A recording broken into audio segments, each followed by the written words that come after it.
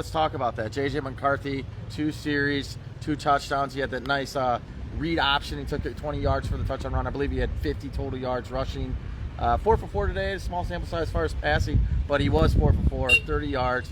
He did a lot of things right today, even in that small sample size. Yeah, man. So you saw. So today he separated himself with his legs. People say, well, he could separate with himself with his arm too. I know that. But today, that wasn't those weren't the plays they called.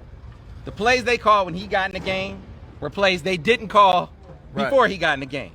The play he scored on was a bluff zone, and he takes it the distance, right? I mean, it makes other aspects of your run game more effective. If you want to run split zone effectively, throw some bluffs in there, and you really keep them off balance. So that's exactly what happened.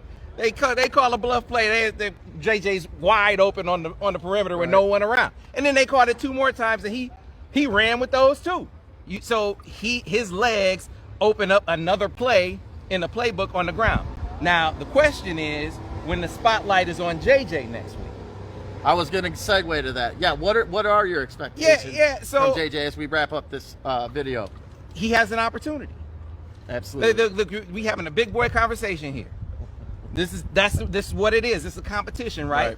So today, Cade in the competition left the door wide open for JJ.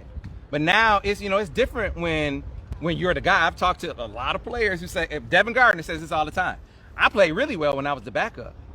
When I was the guy, it was different. Yeah. So now he has the whole week to be the guy. He has the whole week with everyone talking about, okay, now is it. Now's the time. Lights are going to be on under the lights next week. I know it's Hawaii, but still, today was just Colorado State. The moment has a way of applying pressure, even if the team you play doesn't. So how does he handle that?